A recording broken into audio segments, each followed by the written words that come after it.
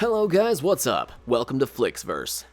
Jojo Siwa got her start on the reality show Dance Moms along with her mother Jessalynn. She had a vision at a young age of what she hoped to accomplish. She thought big and imagined herself becoming much more than a reality star. Jojo dances, sings, has 2 YouTube channels, and she is also an entrepreneur who has built a brand worth millions of dollars. In this video, we're going to talk about 7 strict rules Jojo Siwa has to follow. But before we jump in, please make sure you press that red subscribe button along with the tiny bell icon to enter into our monthly shoutout giveaway. Just comment down below saying I subscribed and we will enter you into the giveaway.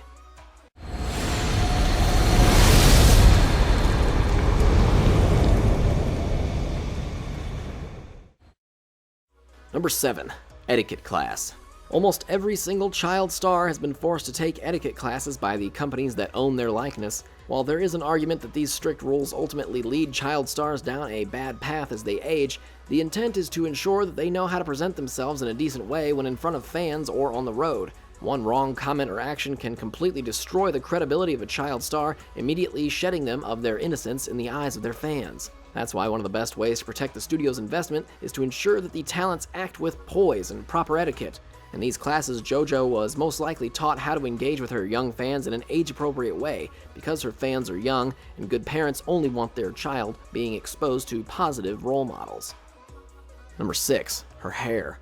The first thing that comes to mind when we think of Jojo Siwa is her hair. Her super blonde, super tight side ponytail with its super important bow has become JoJo's signature look. She claims that she's happier with her hair off of her neck, which is totally fair, but now that it's a look that millions of fans try to copy, she pretty much can't take it down, and don't even think for 1 second that she'd be allowed to rock her natural brown locks.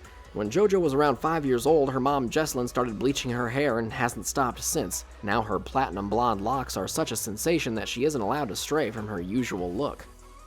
Number 5. Her image. Image maintenance basically means that Nickelodeon has complete control over her image. Everything from how she dresses to the implementation of those etiquette classes are controlled by the studio. Jojo Siwa's clothing is mostly picked out by her stylist and image consultant. In her daily vlogs, she usually makes a point to show off her wardrobe, but every item in the closet was picked purposefully to match her brand, and obviously most of her clothing is from her own brand, including most of her bows.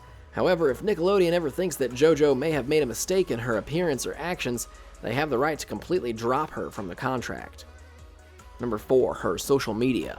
For a celebrity, social media is the great ringer of attention and the great destroyer of careers. If you think Jojo Siwa has complete control over her social media with all her videos and posts, well, you're wrong. There are actually teams of people that post across the various social media platforms and regulate what is posted to make sure that the brand is boosted, but no controversial things are posted. Jojo Siwa does have the right to post things herself, but they must be approved before going forward. Number 3. Her house. As Jojo Siwa spends most of her time filming YouTube videos in her home, it's natural that her house would need to look a certain way. But not just nice, it has to keep up with the Jojo Siwa brand. Not only does it have to have her famous JoJo convertible parked out front, the inside is completely branded with her Jojo Siwa image and a wall of her JoJo juice on display in a junk food-filled room she calls the fun room. JoJo also has a merch room that is completely filled with every single piece of merchandise that she's ever created. Number 2. The all-around deal. When Nickelodeon signed Jojo Siwa, it was an all-around talent deal. What this means is that anything she does, all of the branded products, the music, the tours, the shows, all of it is owned and managed by Nickelodeon. However, an all-around deal also means that she can't take any project outside of her company, so even if JoJo was approached with a movie deal or a hook deal by a different studio or publisher, she's contractually required to say no. One day when the contract with Nickelodeon expires, assuming that she doesn't sign a new one, Jojo Siwa will be free to pursue any creative efforts she wants. Number 1. Her music career. If we think about big-name companies that have their own channels that feature a lot of kid stars like Disney or Nickelodeon, we see that after a while these kids aren't just doing TV shows and TV movies, they're also likely doing music. Jojo Siwa admitted that she wanted to be a singer since she was a kid, but like many kids with that dream, she wasn't sure she'd ever make it big time. So when Nickelodeon picked her up for her fashion brand and her internet fame, they made sure music was part of the deal as well. Well guys, I hope you enjoyed this video. What do you think of these strict rules that Jojo Siwa has to abide by? Let us know in the comments. And if you haven't subscribed to my channel yet, please do so. With that being said, we'll see you in the next video.